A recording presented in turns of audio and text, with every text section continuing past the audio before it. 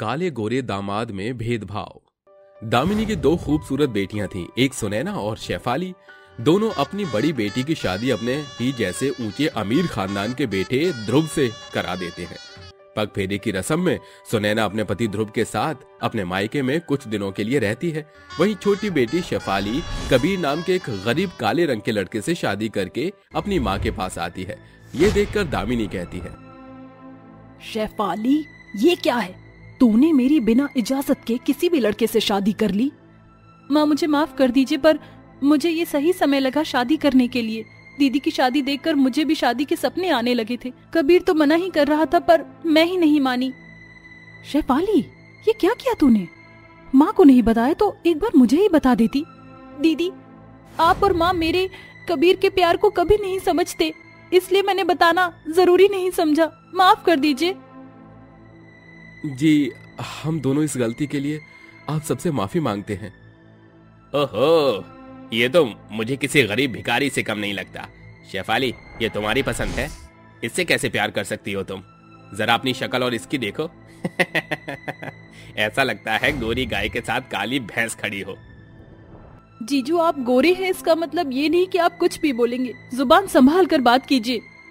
ठीक ही तो कह रहे हैं मेरे प्यारे दामाद जी। अरे, मेरे इन दामाद जी को देख, इतने गोरे हैं, पैसे वाले हैं, दिमाग वाले, कपड़ों का रहन सहन देख। और ये जिससे तू शादी करके आई है, कपड़े पहनने का तरीका नहीं है, जिससे पता चल रहा है कि गरीबी है और रंगत तो काली है ही।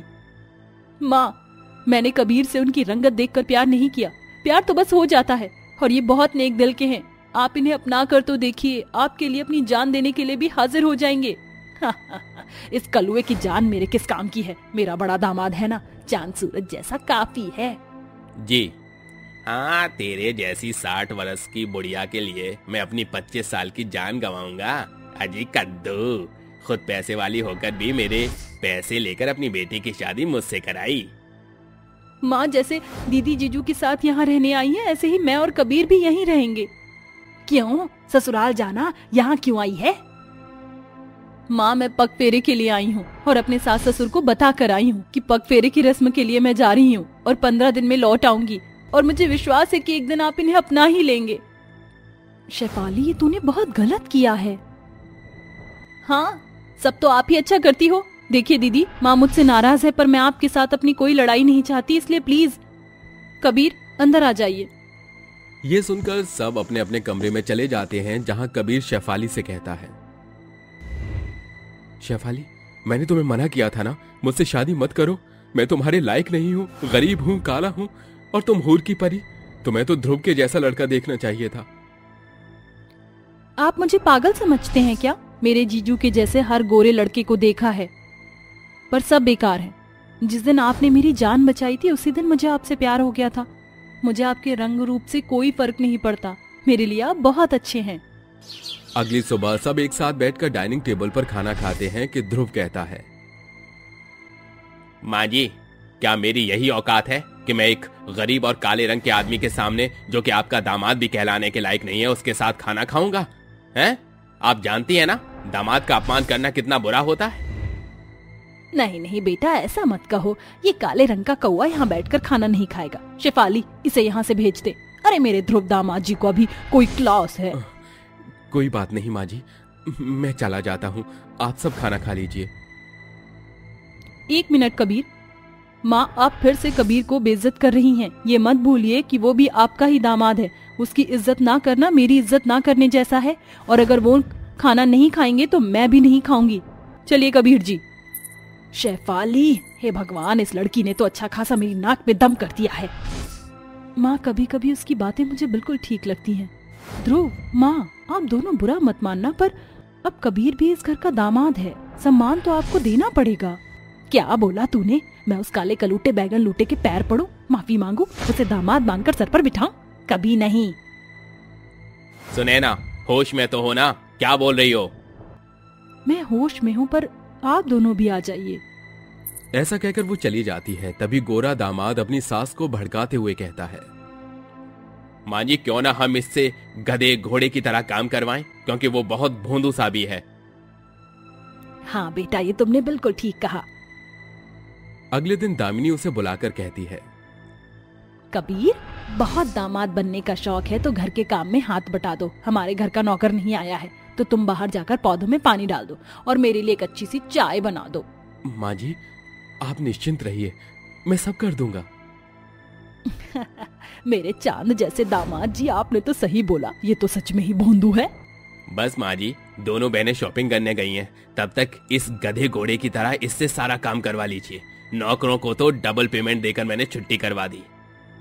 वहीं कबीर पौधों में पानी डालने के बाद कबीर सास के लिए चाय बनाता है, जिसे पीकर वो उगलकर चाय का कप फेंक कर कहती है, आय हाय चीची, ये कैसी चाय बनाई है। एक काम करना नहीं आता और फिर चाहता है कि मैं तुझे दामाद बुलाऊं। अरे तेरे में दामाद वाले गुण हो जब ना, पता नहीं कौन से पल में मेरी बेटी को तुझसे प्यार हो गया और उसकी मत मारी गई। सुन काले कौवे, तेरी औकात इस चाय जैसी है, जमीन पर पड़े रहना। अब खड़े खड़े देख क्या रहा है, जा जाकर पोछा लाकर ये साफ कर। भाई साहब तमीज से बात कीजिए, मैं कोई नौकर नहीं हूँ जो आप मेरे साथ ऐसा व्यवहार करें। और मेरे रंग के बारे में आपको ऐसा कहने की हिम्मत कैसे हुई? भगवान सबको एक जैसा रंग नहीं देते, ठीक वैसे ही सब नेक दिल नहीं होते। आपका दिल पत्थर है। और माँ जी, आप मुझसे कितनी भी नफरत कर लीजिए, मैं नहीं बदलूंगा। लगता है ज्यादा ही जुबान चल रही है तेरी, बड़े घर का दामाद बनकर। ऐसा कहकर वो उसे धक्का मार देता है। ये होता हुआ दोनों बहनें देख लेती हैं। जीजू, आपकी हिम्मत कैसे हुई कबीर के साथ ये सब करने की? पति है वो मेरा और इस घर का दामाद भी। ध्रुव, ये क्यों किया आपने? चुप करो तुम दोनों, इस काले कौवे की यही औकात है। बेटा, तू इसे डाइवोर्स लेकर किसी गोरे लड़के से शादी कर ले, 2 लाख देकर इसे तेरी जिंदगी से निकाल दूंगी। माँ, आपका दिमाग लगता है हिल गया है, गिर गई थी क्या सीढ़ियों से? तभी कबीर ताली बजाकर कहता है, माँ जी, आपने तो अपनी ही बेटी का सौदा कर दिया। उम्मीद नहीं थी मुझे कि आपकी बेटी के प्यार की कीमत सिर्फ 2 लाख है। अनमोल है वो। आप मुझे कोठी बंगला या खरबों पैसे भी देंगी ना, तो भी शेफाली को कभी नहीं छोड़ूंगा। कबीर, आज तुमने दोबारा मेरा दिल जीत लिया। वर्ल्ड बेस्ट हस्बैंड हो। कोई लालची होता तो अब तक गोरी लड़की को भी छोड़कर चला जाता। तुम कपड़े चेंज कर लो, आज हम डिनर बाहर करेंगे, क्योंकि ये लोग तुम्हारे साथ खाना खाना डिजर्व नहीं करते। ऐसा कहकर शेफाली अपने पति के साथ बाहर अच्छे कपड़े पहनकर डिनर करती है। अगर कोई और भी उसके पति का मजाक उड़ाता तो वो उसका मुंह बंद कर दिया करती थी, पर दामिनी का अत्याचार कर उसे बुरा भला कहना कभी कम नहीं होता था। एक दिन दामिनी सीढ़ियों से फिसल कर गिर जाती है और वो चिल्लाती है, सुनैना, शेफाली, ध्रुव बेटा, कोई बचाओ मुझे। ओ माँ जी तो गिर गई, अच्छा हुआ मैं तो चला। ध्रुव बेटा, मेरी मदद कर। ध्रुव अपनी सास को इस हाल में नजरअंदाज कर हेडफोन लगाकर चला जाता है। तभी कबीर उसे देखकर उठा लेता है और कहता, माँ जी, ये आपको क्या हुआ? आपके सिर से बहुत खून बह रहा है, जल्दी हॉस्पिटल चलिए। यह कहकर कबीर अपनी सास को हॉस्पिटल ले आता है, जहाँ सभी मौजूद होते हैं। और दामिनी हाथ जोड़कर रोते हुए कहती है, कबीर बेटा, मुझे माफ कर दे, मैंने तुझे ना जाने क्या क्या कहा, पर तू तो कोयला नहीं हीरा निकला। ध्रुव मुझे इस हाल में छोड़कर चला गया, पर इसने मेरी जान बचा ली। शेफाली, मैं तेरी भी गुनाहगार हूँ। सच में तूने बहुत अच्छे लड़के से शादी की है। इंसान की सूरत मायने नहीं रखती, उसकी सीरत, व्यवहार, शिष्टाचार मायने रखता है। कोई बात नहीं माँ जी, आपने मुझे अपना लिया है, मेरे लिए यही काफी है।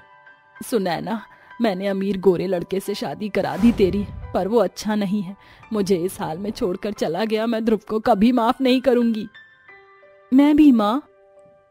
इस तरह दामिनी कबीर को अपना लेती है और अपनी बेटी को उसके साथ खुशी खुशी विदा कर देती है।